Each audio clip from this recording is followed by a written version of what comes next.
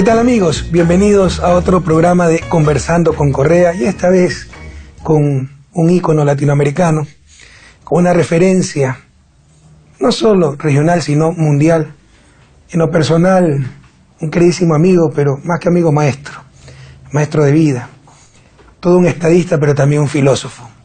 Me refiero al gran José Pepe Mujica, ex presidente de Uruguay, pero también eterno luchador por la justicia social en el continente más desigual del planeta, América Latina.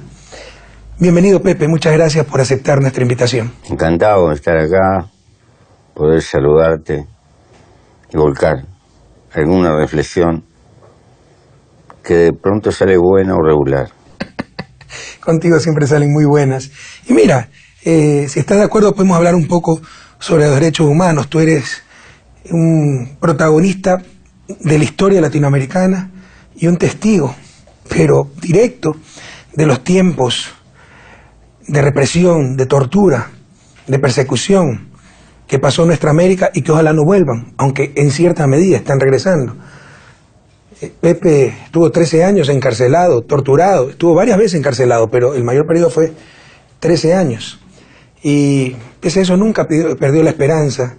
Creo que en su gran corazón no hay cabida para el odio, para el rencor. Conversábamos antes de iniciar el programa, me decía, aprendí mucho.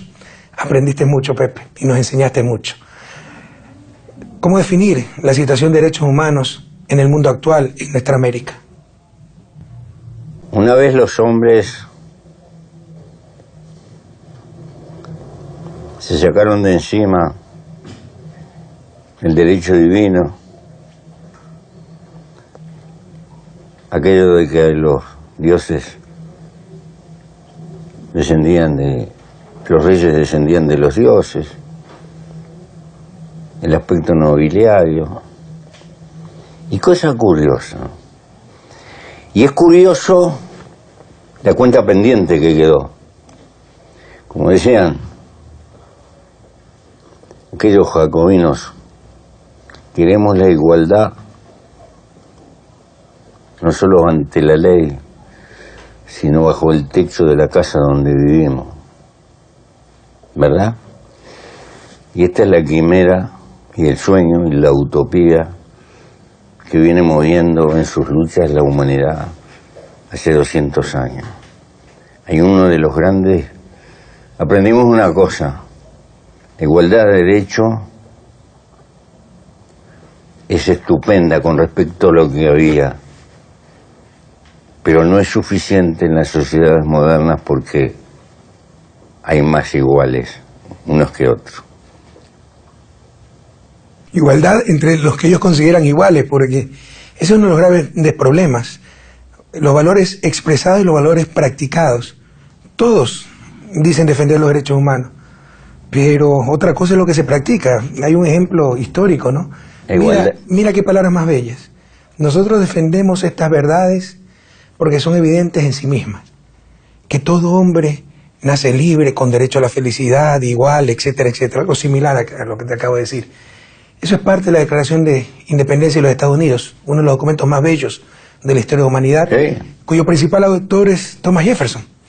Pero resulta que Thomas Jefferson era propietario, las últimas investigaciones dicen, de aproximadamente 600 esclavos. Y te aseguro, Thomas Jefferson era un tipo brillante y una buena persona. Pero en su formación no podía entender que los esclavos también eran seres humanos, también eran personas.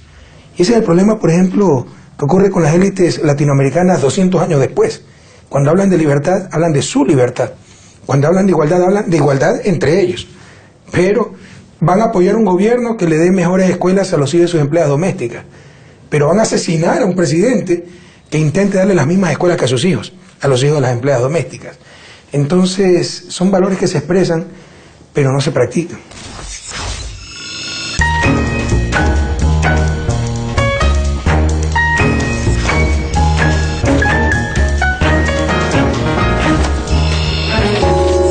Claro, porque en el fondo hay una cuestión un tanto censitaria. Las diferencias económicas abrumadoras, muy grandes, también crean una manera de pensar Es como decía Federico el Grande, cuando veía que en una batalla reculaba la gente asustada. ¿Cuánto quiere vivir esa chusma? Y no entiende su deber. Cuando las papas queman, hay mucho Federico el Grande. Y entonces lo que se suele decir como una generalidad no se practica en los hechos. No se practica con la sirvienta de la casa, a la que en muchos lugares de América Latina es una lucha para que le paguen la seguridad social. Por hablarte. O ahora que hay una lucha muy justificada del género, ¿verdad? Pero resulta que allá en el fondo de la sociedad hay mujeres abandonadas con 4 o 5 hijos, porque el hombre hace escapismo en la pobreza, y esas tienen que soportar el patriarcado más la pobreza. Y parte de este feminismo que está de moda no se olvida de este fenómeno, que en mi país por lo menos es grave.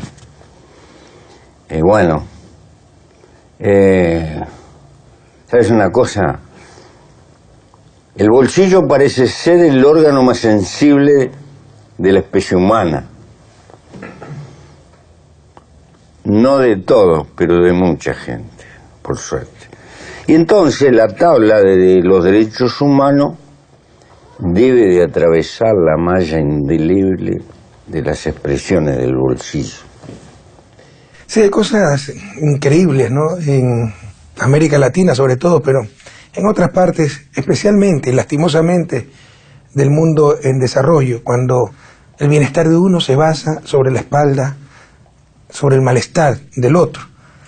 Y esos unos te hablan de libertad, de derechos, pero pareciera ser que los otros no tienen esa libertad, no tienen esos derechos. Tú diste un gran ejemplo, las empleadas domésticas, que en mi país yo las llamaba las esclavas domésticas. Cuando yo llegué al gobierno, ganaban por ley la mitad del salario básico. Teníamos que entender que las empleadas domésticas comían la mitad que el resto. Tenían tan solo una tarde libre cada 15 días. Obviamente no tenían derechos laborales, sobresueldos, etcétera, afiliación a la seguridad social. Y no era un problema de recursos, que así hubiese sido un problema de recursos.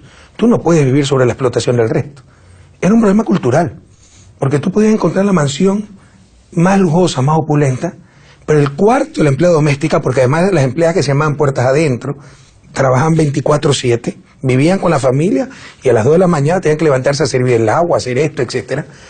Y el cuarto de esa empleada era atrás del cuarto de máquinas, sin ventanas, sin baldosas, un cuarto extremadamente elemental, más pequeño que el vestidor. Son cosas que yo vi, que el vestidor del cuarto principal. Entonces ya no se trataba de falta de recursos, se trataba de mentalidad. Nuestras élites deben entender que todos tenemos derecho a vivir igual, que todos tenemos derecho a comer igual, que todos tenemos la misma dignidad. Te insisto, el ejemplo de Thomas Jefferson, terrible, pero fue hace 200 años. Pero temo que eso pasa frecuentemente el día de hoy con las élites latinoamericanas.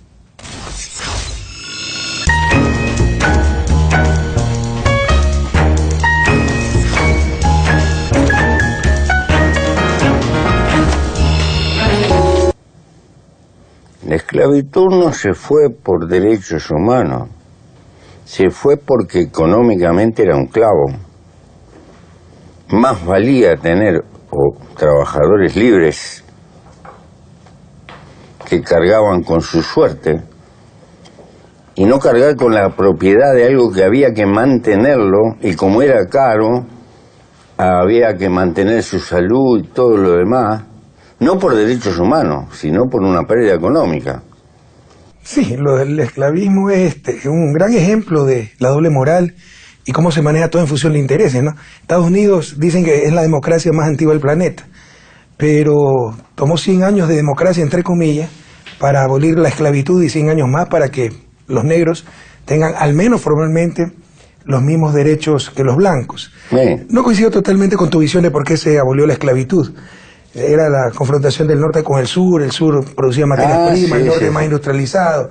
Entonces era mano de obra barata, gratis para el sur. Pero se han dado muchos ejemplos históricos de doble moral, de, insisto, decir una cosa y practicar otra. El principal instrumento latinoamericano y uno de los principales del mundo, derechos humanos, un instrumento precioso, es la Convención Interamericana de Derechos Humanos o Pacto de San José. Es del año 69, justo antes de que empiecen todas las dictaduras militares en América del Sur. Y dictaduras militares impuestas para evitar el surgimiento de la izquierda. Mira que la primera vez que llega la izquierda democráticamente en la región, con Salvador Allende, ¿no? Precisamente en los 70, un año después de la convención, brutalmente separada del poder por el golpe de Estado de Pinochet. Ya habíamos sufrido los ensayos en Guatemala. Sí, y con Convención Interamericana de Derechos Humanos.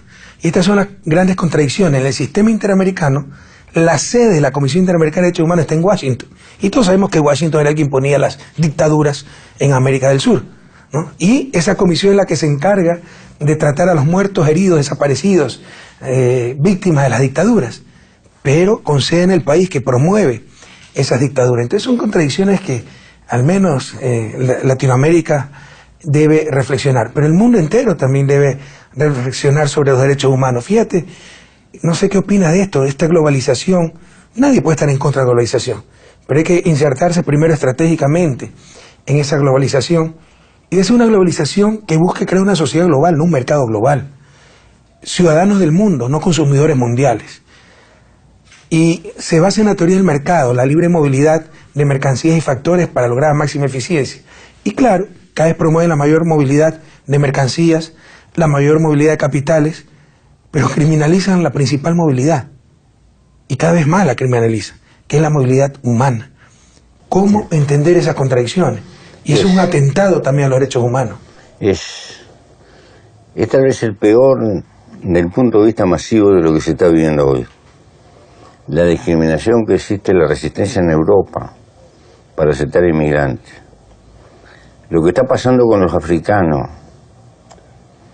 Una África que fue descuartizada, que se la repartieron en Europa, fundando respectivos imperios coloniales, que fue saqueada hasta el infinito. Todavía, hoy, se le paga con una brutal discriminación y sin un esfuerzo de tratar de ayudar a África para que solucione sus problemas más graves. Derechos humanos son mujeres que caminan 5 kilómetros para conseguir 2 baldes de agua en África subsahariana, y que no se pueda solucionar en el mundo de hoy el problema del agua para el consumo humano. No es un problema de África, es un problema de la humanidad entera. Se necesita una globalización contra eso. Pero tú te caes de espalda cuando uno se entera que el 40% del trigo que produce Alemania lo exporta hacia África.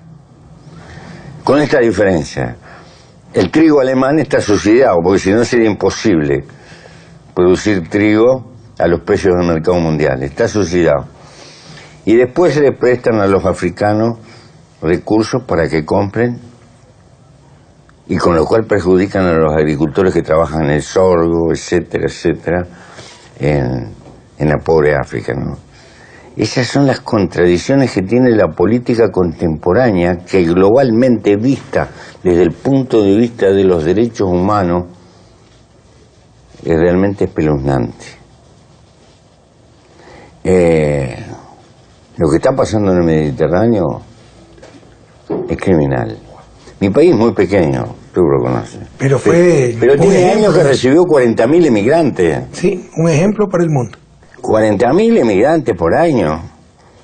Y ahora es una historia. Semejantes países tienen un problema que no pueden.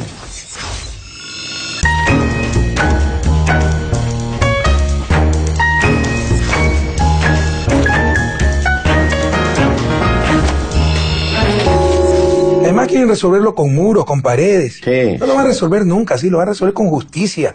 Por primera vez en la historia de la humanidad, el problema de la pobreza no es un problema de escasez de recursos, sino de sistemas perversos, excluyentes. pero Además que muchas veces son responsables de esas situaciones, porque también hay muy poca gente deja su tierra natal por voluntad propia. No, deja por necesidad. Son exiliados de la pobreza o de la violencia, como en el caso de Siria. Entonces los que crearon ese conflicto tienen que corresponsabilizarse, pero no asumen esas responsabilidades. Y en el mundo de hoy, Pepe, no sé qué opinas de aquello, los derechos humanos no pueden ser disociados de los derechos de la naturaleza. Porque atentar contra la naturaleza es atentar contra toda la humanidad. Hablamos de pobreza, hablamos de desigualdad, de exclusión. Pues no habrá nada de aquello si no tenemos planeta. Y se está atentando contra el planeta. Entonces debemos tener una visión integral, derechos humanos y derechos de naturaleza. Yo sé que suena extraño hablar de derechos de naturaleza. La Constitución ecuatoriana es la primera en el mundo en establecer derechos de naturaleza como fuente de vida. Pero es algo que discutir el planeta entero. Lo que pasa que nuestro modelo civilizatorio, dibujado por esa fuerza creadora y destructiva formidable que logró el capitalismo, que domesticó a la ciencia y lo puso al servicio del incremento tecnológico y a para multiplicación del mercado y de la ganancia, ha desatado también una cultura subliminal que cubre todo el planeta, que prioriza el éxito económico por encima de cualquier otra cosa como valor. Y entonces ha dejado de lado la seriedad que le está causando a la naturaleza, como si no tuviera responsabilidad. Y crea esta situación fantástica del hombre. Nunca tuvo tanto conocimiento, tanta cultura, tanto capital ni tantos medios como tiene hoy. Y nunca pudo organizar desastre tan grande como el que está organizando fervorosamente por todo el planeta, poniendo en juego la vida de la especie y de todo lo que nos acompaña. Porque es parte de la globalización darse cuenta que pertenecemos al pequeño reino de las cosas vivas, que es infinitamente pequeño ante la magnitud del silencio universal. Pertenecemos a ese bloquecito que tal vez tenga cosas por ahí flotando, pero no tanto. Y que este problema de defender la vida en general, en primer la de la especie, eso, es tal vez la misión más importante que tenemos, la única justificación de que la naturaleza nos haya dado conciencia.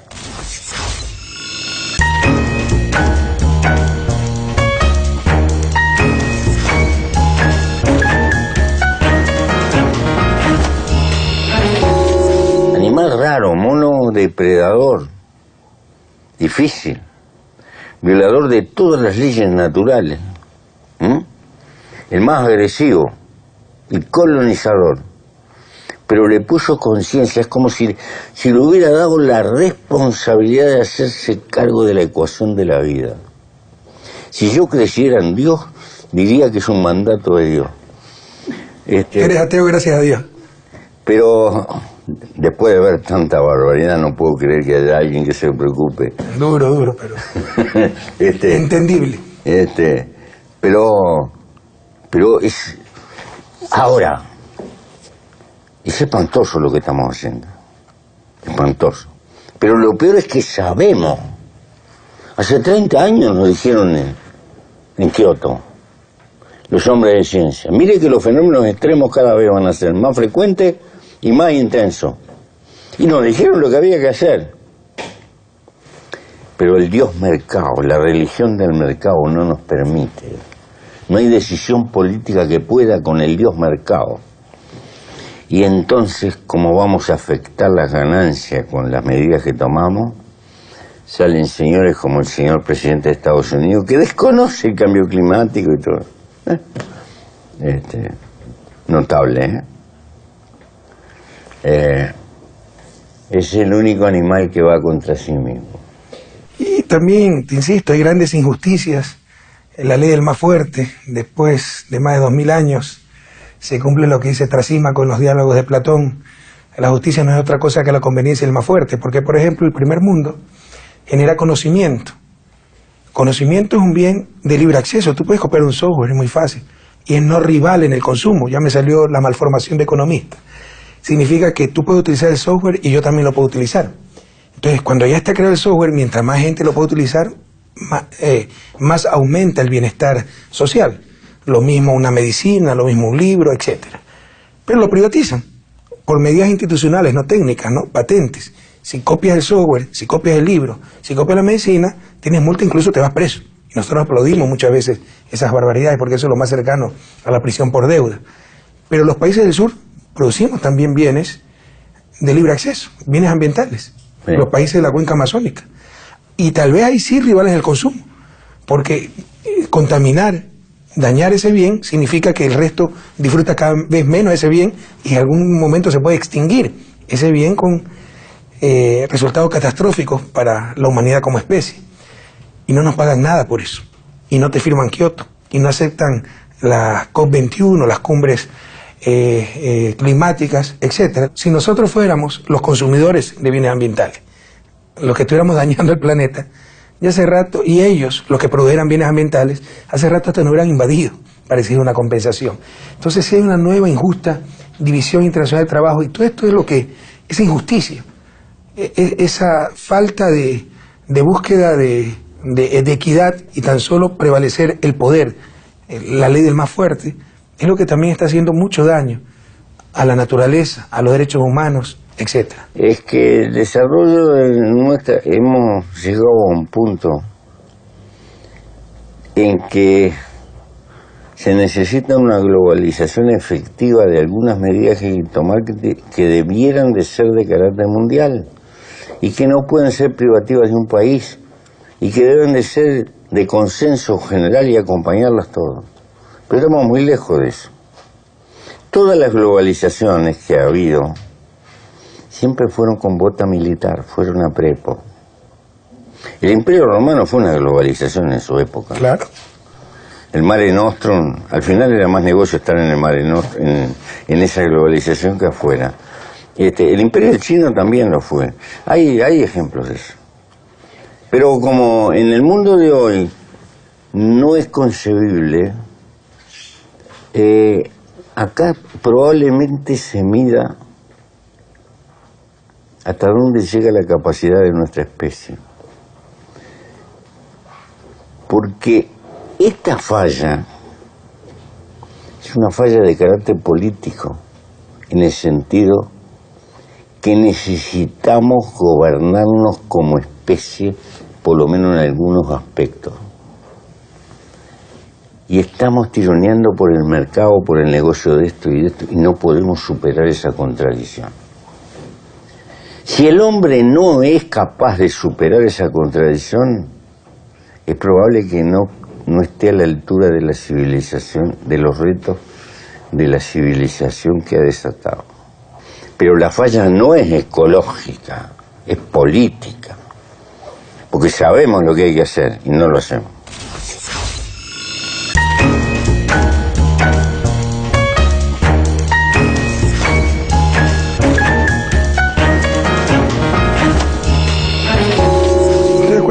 Pero creo que en el siglo XXI no podemos hablar de derechos humanos, claro, sin hablar de derechos de la naturaleza, o si tú quieres, el derecho de las futuras generaciones de disfrutar de esa naturaleza. Sí, sí. Pepe, tú viviste en carne propia esa América Latina represiva, esa América Latina de las botas militares, de desaparecidos, de torturados, de inmenso dolor. ¿Qué tienes que decirle a las nuevas generaciones al respecto?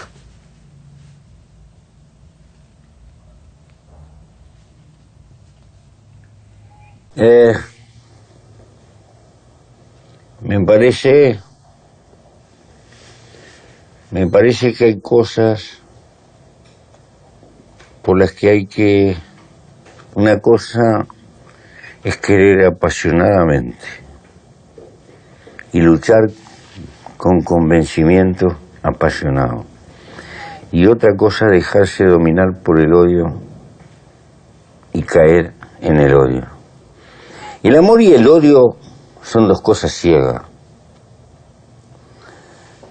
La gran ventaja que tiene el amor que es creador, pero el odio termina destruyendo a quien lo profesa. La persecución, la tortura, el aplastamiento de la gente indefensa, son ofensas a nosotros mismos. Si aquel que se cree fuerte y practica esto, en realidad está pagando un precio él mismo. Se degrada del punto de vista del hombre. ¿Tú no tienes rencor? No. Hacia aquellos que te torturaron. No. Que te quitaron 13 años de tu vida. No, al contrario. Le tengo lástima. Porque además aprendí una cosa. Cada ser humano, soy un luchador social. Y cada ser humano es como un solcito.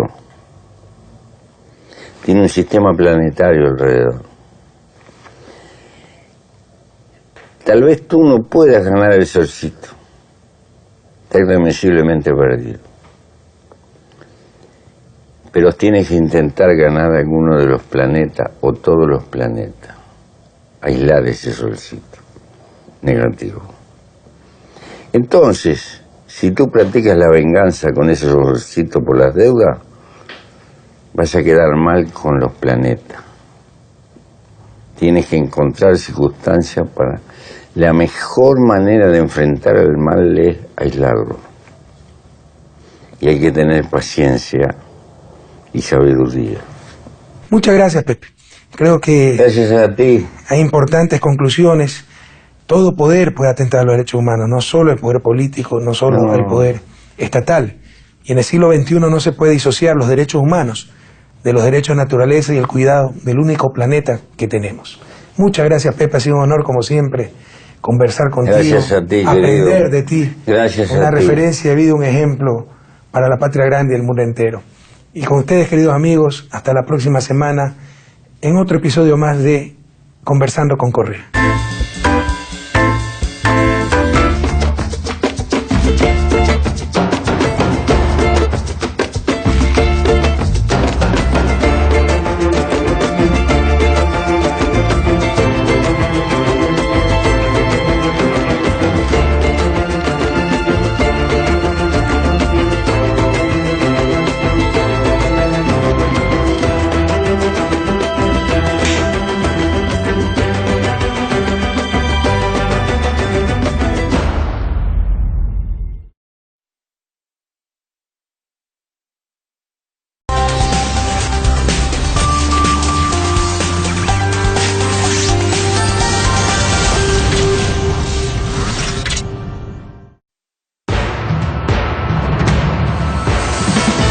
Bienvenidos a una jornada con mucha información. En el día de hoy vamos a comenzar con los titulares.